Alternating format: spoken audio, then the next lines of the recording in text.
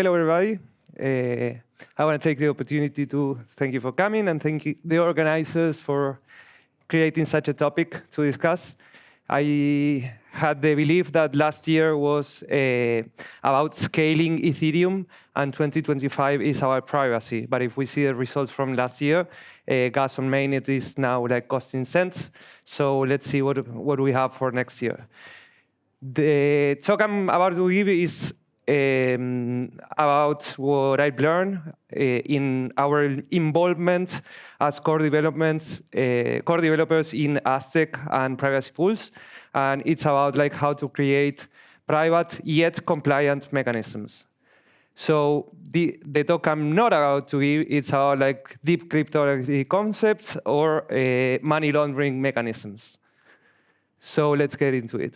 So if you are sitting here, you probably don't need an explanation of how Merkle roots work, but I think the only thing I want to say is like it's a way of storing data in a way that we can create CK proofs about inclusion and CK proofs about like non-inclusion of the nullifier. Basically, the user holds a secret and it can create a commitment, and the same secret has a nullifier that is attached to it. So we can make a mechanism in which we prove that we deposit funds in a pool, and we can prove that we only can claim them once.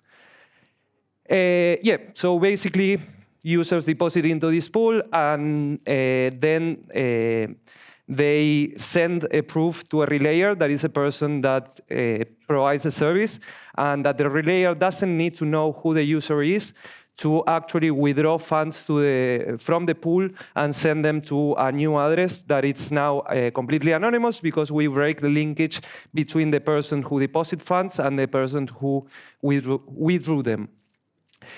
Let's go from the start. Tornado Cash is one of the first protocols that implemented these proofs, and they did it in a way that all of the commitments have the same denomination, like 1, 10, or 100 ETH, and then when you withdraw, you just burn that commitment, and that's it. But then it came Tornado Nova that allowed different denominations of deposits and also allowed like partial withdrawals in which a person could withdraw a partial amount of the money that they deposit at the first place.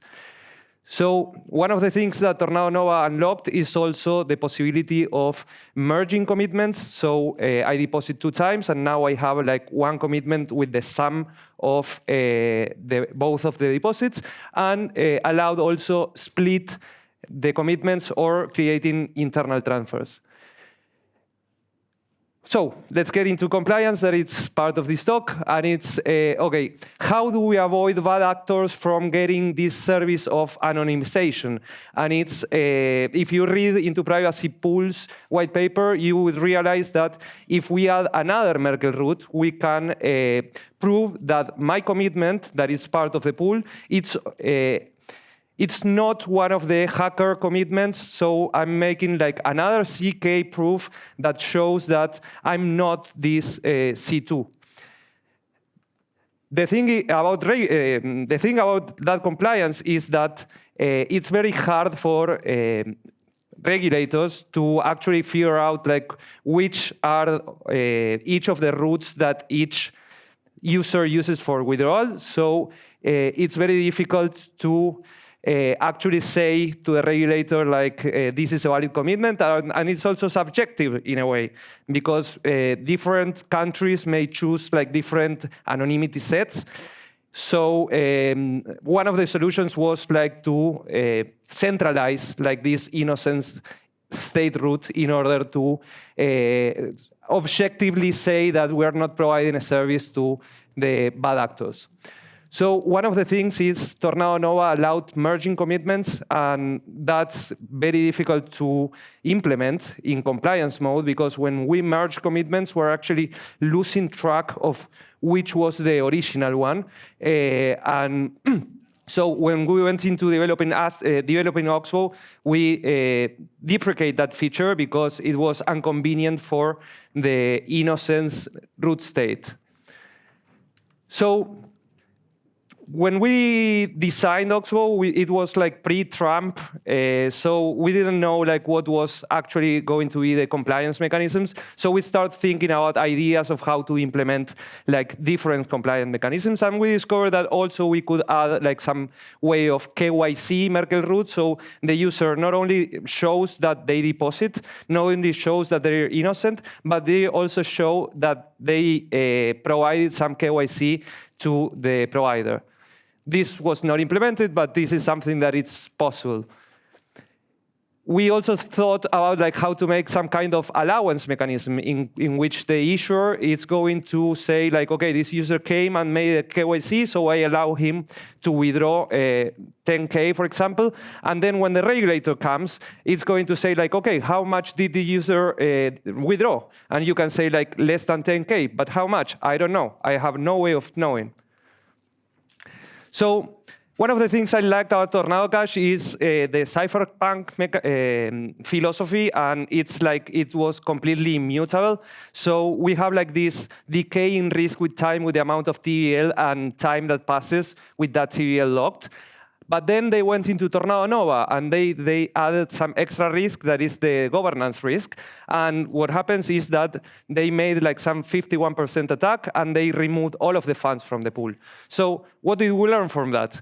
How can we provide like some kind of flexible yet unruggable mechanism? If you listen to the talk before, the human factor is always the weakest link. So how can we avoid having humans in the middle?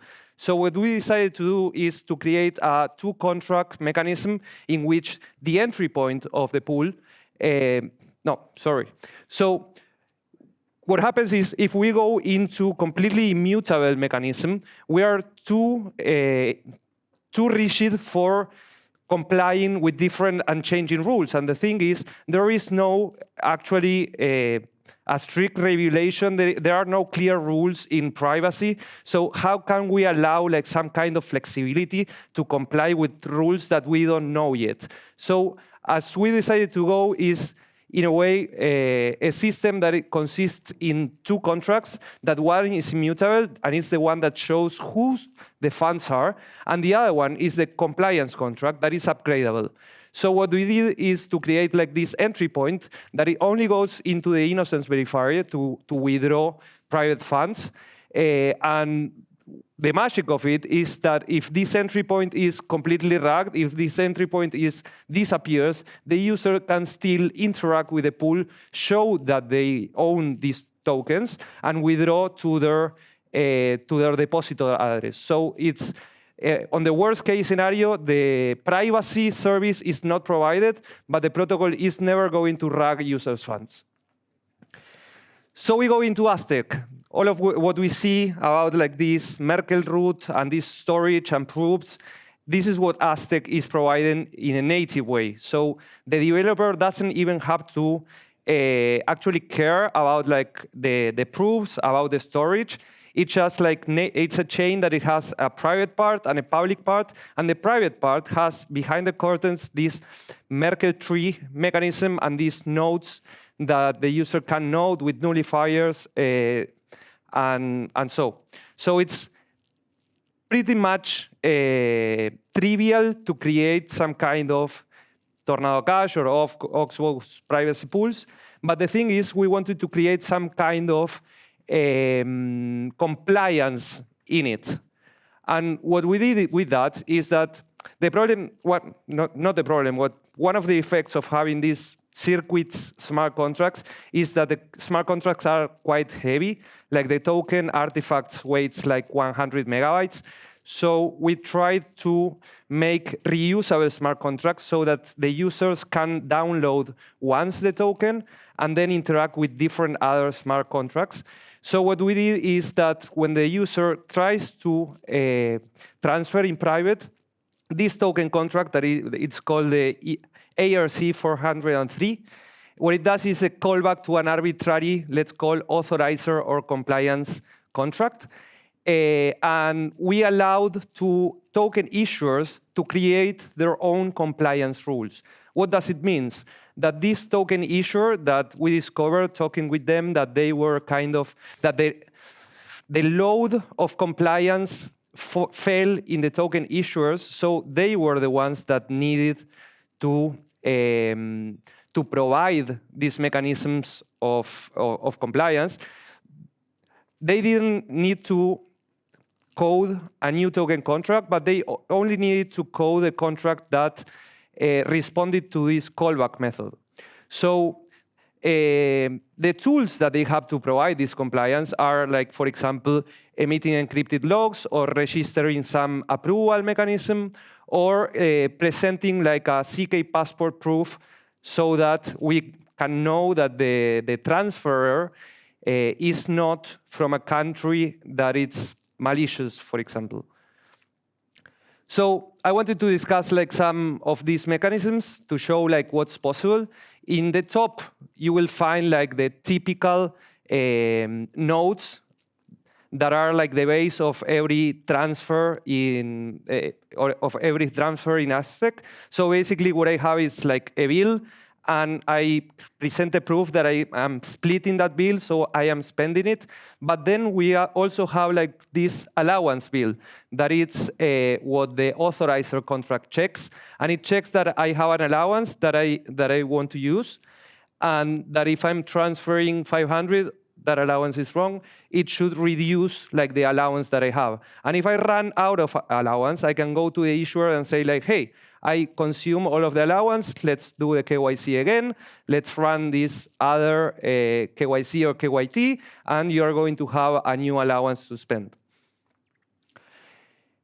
Then we have another mechanism that is like encrypting a message either for the user, or for the issuer, or either for me. Why would I emit an encrypted log for me?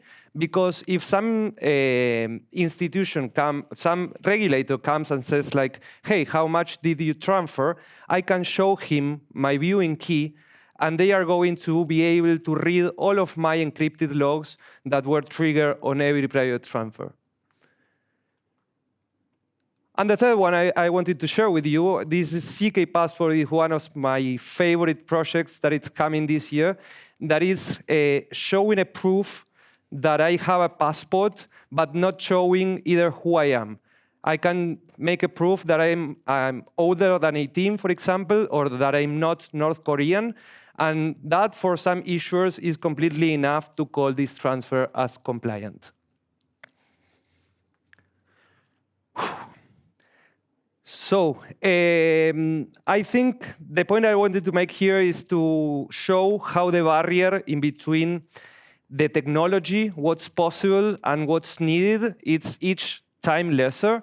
And nowadays, there's no barrier on what we can do. But it's very difficult to work in an environment where the rules aren't clear, where there isn't yet regulations.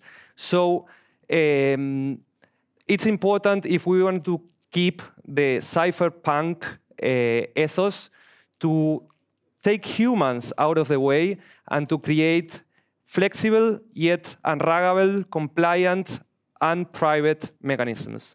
So thank you very much.